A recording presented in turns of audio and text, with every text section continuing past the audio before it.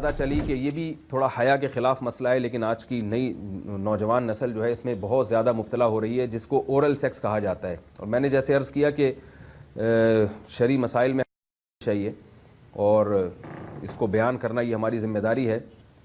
تو یہ چیز بھی انگریزی فلموں سے اور فحش فلموں سے ہماری نئی نسل میں بہت تیزی سے سرایت کر رہی ہے، اور لوگ اس بارے میں علماء سے بہت زیادہ مسائل پوچھتے ہیں، خواتین بھی پوچھتی ہیں جو اس میں مبتلا ہیں.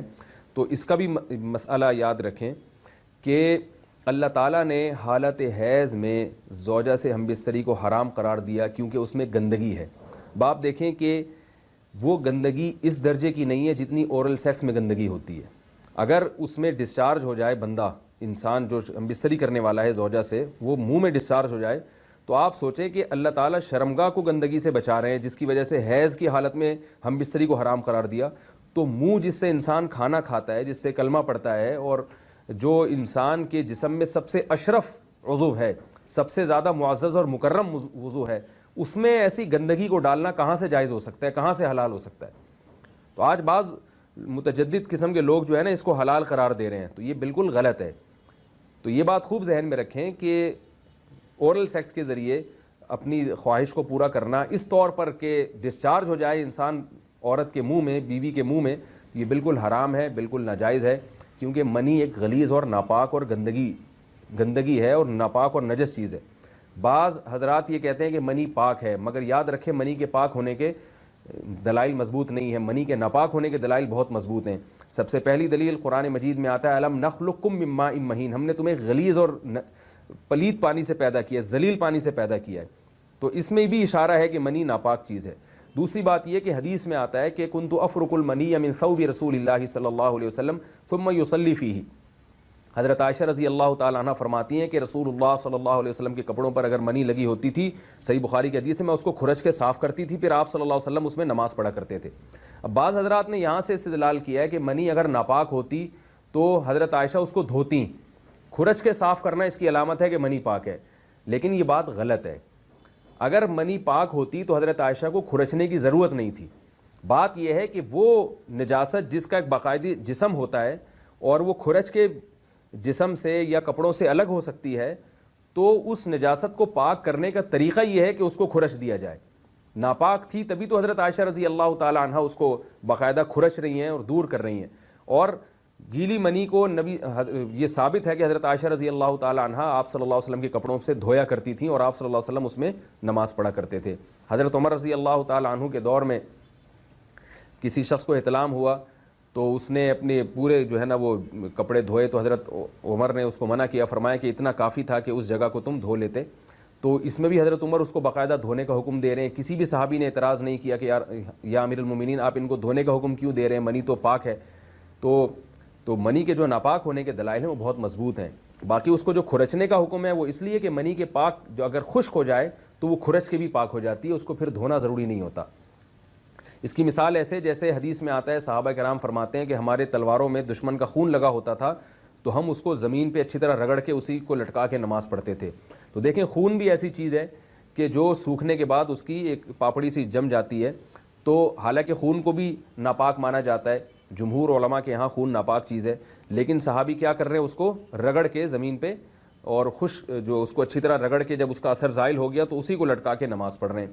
تو جیسے خون ناپاک ہونے کے باوجود رگڑنے سے پاک ہو جاتا ہے اگر کسی ایسی چیز پہ لگا ہو جو لوہے یا ایسی سخت چیز پہ، تو ایسے ہی منی اگر کپڑوں پہ لگی ہو، خشک ہو جائے تو اس کو اچھی طرح جب کھرچ دیا جائے تو وہ پاک ہو جاتی ہے. لیکن اس سے یہ ثابت نہیں ہوتا کہ منی پہلے سے ہی پاک ہے. ایک اور دلیل منی کے ناپاک ہونے کی یہ ہے کہ جو مدی ہے، ٹرانسپیرنٹ پانی جو مرد کے جسم سے نکلتا ہے، وہ اگر جسم سے نکل جائے تو وضو فرض ہو جاتا ہے، اور منی نکل جائے تو غسل فرض ہوتا ہے. اب یہ کیسی بات ہے کہ مدی کے نکلنے سے جس سے وضو فرض ہو رہا ہے وہ تو ناپاک ہے، اور منی نکلنے سے جب غسل فرض ہو رہا ہے بڑی والی طہارت، تو اس کو ہم پاک قرار دیں. تو اس لیے امام ابو حنیفہ رحمہ اللہ تعالیٰ کا مذہب منی کے بارے میں کہ یہ نجاست غلیظہ ہے، اور امام مالک کا بھی یہی مذہب ہے. یہ مذہب بہت دلائل کے لحاظ سے قوی ہے. تو اس لیے عورت کے منہ میں ڈسچارج ہونا یہ بالکل حرام ہے، ناجائز ہے، گندگی ہے، اسلام میں اس کی قطعاً اجازت نہیں ہے. اور اگر ان ائمہ کا مذہب لیا جائے جو منی کو پاک سمجھتے ہیں، اس لیے میں یہ عرض کر رہا ہوں کہ بعض حضرات نے اس پہ فتویٰ دیا ہے کہ یہ چونکہ پاک ہے لہذا اگر یعنی کوئی شخص منہ میں بھی ڈسچارج ہو جائے تو یہ بھی جائز ہے. یہ 100% غلط فتویٰ ہے, اس لیے کہ جو حضرات اس کو پاک کہتے ہیں وہ بھی اس کو خبائث میں داخل کرتے ہیں, حرام چیزوں میں داخل کرتے ہیں. اس کا کھانا یا اس کا منہ میں ڈالنا وہ بھی جائز نہیں کہتے, تو اس لحاظ سے بھی یہ ناجائز ہے اور بہت ساری بیماریوں کا ذریعہ بھی ہے. دوسرا مسئلہ یہ ہے کہ اگر کوئی ڈسچارج نہیں ہوتا اورل سیکس کے ذریعے تو اس کا شرعی حکم کیا ہے؟ تو اس کا حکم یہ ہے کہ یہ انتہائی سخت درجے کا مکروہ ہے, ناپسندیدہ عمل ہے, اور اس کے سخت درجے کے مکروہ اور حرام نہیں ہے لیکن بہت زیادہ ناپسندیدہ اور شریعت کے مزاج کے بالکل خلاف ہے, اور اسلامی کلچر میں اس کا کوئی تصور نہیں تھا. یہی وجہ ہے کہ فقہائے کرام کے ہاں اس چیز کا تذکرہ بہت ہی محدود پیمانے پر ملتا ہے. یہ اس کی علامت ہے کہ مسلمان معاشرہ اس چیز سے بالکل بھی واقف نہیں تھا کہ یہ کیا ہوتا ہے. تو یہ چیز غیروں سے آئی ہے, غیر مسلموں سے ہمارے معاشرے میں, جو ان کی موویز دیکھ دیکھ کے, فحش فلمیں دیکھ دیکھ کے نوجوانوں میں اس چیز نے سرایت کیا, ورنہ یہ انسان طبی طور پر اس عمل سے بہت زیادہ نفرت کرتا ہے. کوئی بھی شریف الطبع آدمی ذہنی طور پر اس کے لیے تیار نہیں ہوگا. تو میں پھر بھی یہ کہہ رہا ہوں کہ بہرحال علماء اس کو ناجائز اور حرام نہیں سمجھتے, اس لیے کہ میاں بیوی ایک دوسرے سے جس طرح سے چاہیں استمتاع کر سکتے ہیں, لیکن سخت ناپسندیدہ بہرحال ہے اور مکروہ چیز ہے, اور اس قابل نہیں ہے کہ اس کی حوصلہ افزائی کی جائے. یہ اس کے بارے میں ہے کہ جب یعنی جو ہے وہ ادخال کیا جائے اس فم کے اندر, اس جو ہے مرد اس میں باقاعدہ جو ہے وہ تلذذ حاصل کرے. اگر ایسا نہ ہو بلکہ باہر سے استمتاع کیا جائے, جیسے بعض جگہ ایسا ہوتا ہے کہ کیا نام ہے, عورت کو اس چیز سے گھن آتی ہے کہ وہ اپنے منہ میں اس گندگی کو لے کر جائے, تو پھر بعض شوہر زوجہ کو مجبور کرتے ہیں کسنگ وغیرہ پر, تو یہ کم درجے کی کراہت ہے.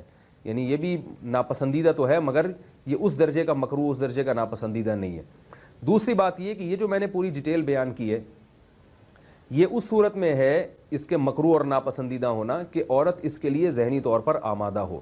یہ بات خوب یاد رکھیں, اگر عورت کو اس عمل سے گھن آتی ہے تو پھر مرد بیوی کو اس کام پر مجبور ہرگز نہیں کر سکتا, کیونکہ یہ نکاح کے جو ایگریمنٹ ہے, مقتضیات ہیں, اس کے خلاف ہے. یعنی یہ اس میں داخل نہیں ہے. عورت اپنے آپ کو ہم بستری سے تو نہیں روک سکتی, مرد جب چاہے گا بیوی سے ہم بستری کر سکتا ہے, عورت کو اجازت نہیں ہے, لیکن خاص اس عمل سے عورت مرد کو روک سکتی ہے اگر وہ ذہنی طور پر اس کے لیے آمادہ نہیں ہے. یہ تو میں نے اورل سیکس سے متعلق کچھ فقہی احکام بیان کیے ہیں. دوسری بات یہ, اس کا بھی مسائل پوچھے جاتے ہیں کہ بعض مرد اپنی زوجہ کو مجبور کرتے ہیں غیر فطری طریقے سے ہم بستری کرنے پر, پچھلے راستے پر ہم بستری کرنے پر. تو یہ بات یاد رکھیں کہ ایسی صورت میں عورت پر اصل حکم یہی ہے کہ وہ ایسے مرد سے طلاق لے لے اور اس کو اپنے قریب نہ آنے دے, کیونکہ اس میں نقصان یہ ہوتا ہے کہ اگر عورت اس کام کی مرد کو اجازت دے دے تو کچھ وقت کے بعد اس کی اپنی نیچر تبدیل ہو جاتی ہے, اپنی فطرت بدل جاتی ہے, اور اسے اسی اس غیر فطری کام میں لذت آنا شروع ہو جاتی ہے. تو اپنے آپ کو گندگی سے بچانا یہ بہت ضروری ہے. اور اگر وہ یہ سمجھتی ہے کہ طلاق کے بعد اس کے دوبارہ نکاح نہیں ہوگا, اس کی زندگی تباہ نہیں ہوگی, تو پھر سخت مجبوری میں اگر مرد اس کو دھمکیاں دیتا ہے مارنے کی یا طلاق کی, تو ایسی مجبوری میں پھر اللہ کی رحمت سے امید ہے کہ گناہ صرف مرد کے کندھوں پر ہوگا. ایک اور علمی نقطے کی بات ہمیں یہ پتہ چلتی ہے اس آیت میں کہ نساؤکم حرث لکم, اللہ تعالیٰ نے نکاح کا بنیادی مقصد حرث بتایا ہے, یعنی نسل بڑھانا. تو یہ جو فیملی پلاننگ والے آج جس دعوت کو لے کے چل رہے ہیں کہ بچے دو ہی اچھے, یہ جو پوری دنیا میں ایک تحریک چل رہی ہے, یہ قرآن و سنت کے 100% خلاف ہے. قرآن کے واضح نصوص اور احادیث تو اس بارے میں بہت ہی تفصیل سے ہیں. میری جو کتاب ہے ایک سے زائد شادیوں کی ضرورت کیوں, اس میں تقریباً 50 صفحے میں نے صرف اسی پر لکھے ہیں کہ اسلام نسل بڑھانے پر بہت زیادہ حریص ہے. اسلام چاہتا ہے کہ مسلمانوں کی نسل بڑھے, اور اس پر جو لوگوں کے اعتراض ہوتے ہیں کہ رزق کی تنگی ہوگی, تربیت نہیں ہو سکے گی, اس تحریر میں ان تمام باتوں کے جوابات ہیں. تو وہ تحریر پڑھی جا سکتی ہے, چونکہ یہاں اس تفسیر میں اتنا زیادہ وقت نہیں ہے کہ میں اس 50 صفحوں کی تحریر کا خلاصہ آپ کے سامنے بیان کروں. اس خلاصے میں بھی اچھا خاصا وقت لگ جائے گا. تو یہ جو باتیں کی جاتی ہیں کہ رزق کم پڑ جائے گا اور جو ہے وہ لوگ بھوکے مرنا شروع ہو جائیں گے اگر نسل بڑھے گی, یا بعض دفعہ یہ کہا جاتا ہے بچوں کی صحیح طرح سے تربیت نہیں ہو سکے گی, یہ سب غلط باتیں ہیں. یہ اس کو کہتے ہیں نقطہ بعد الوقوع, کہ ایک کام الٹا پہلے ہم نے کر لیا ہے, اب اس غلط کام کو صحیح کرنے کے لیے ہم بہانے تلاش کر رہے ہیں. تو یہ نسل مسلمانوں میں جو کم ہوئی ہے اس لیے نہیں ہوئی ہے کہ بچوں کی تربیت نہیں ہو رہی تھی, بلکہ یہ میڈیا کے ذریعے جو پروپیگنڈا ہوا ہے اس پروپیگنڈے سے متاثر ہو کر 2 بچوں والی پالیسی پر لوگ آ رہے ہیں. اب جب آ رہے ہیں تو اس کے پھر جو ہے نا وہ اس کو صحیح کرنے کے, اپنے غلط کام کو صحیح کرنے کے لیے بہانے تلاش کیے جا رہے ہیں کہ بھئی تربیت نہیں ہو سکتی یا اس آمدن میں ہم گزارا نہیں کر سکتے. تو یہ سارے دلائل کا جواب آپ کو میری انشاءاللہ اس تحریر میں ملے گا. بہرحال ہم چونکہ مسلمان ہیں, قرآن کو مانتے ہیں, سارے دلائل ایک طرف اور قرآن و سنت ایک طرف. جب اللہ تعالیٰ نے ہمیں بتا دیا کہ نساؤکم حرث لکم, عورت کا بنیادی مقصد دیگر جیسے بہت سارے مقاصد ہیں, ان میں ایک بہت بڑا مقصد کیا ہے کہ وہ نسل بڑھانے کا ذریعہ بنتی ہے, تو اس سے ہم بستری بھی اسی نیت سے ہونی چاہیے کہ تمہارے ہاں اولاد پیدا ہو, نہ یہ کہ اس نیت سے ہو کہ اولاد کو تم روکو. باقی اولاد روکنے کے فقہی حکام کیا ہیں, کن صورتوں میں وقتی ضرورت کے پیش نظر اولاد آپ روک سکتے ہیں, وہ ضرورت پڑنے پر آپ علماء سے پوچھ سکتے ہیں, وہ کتابوں میں لکھے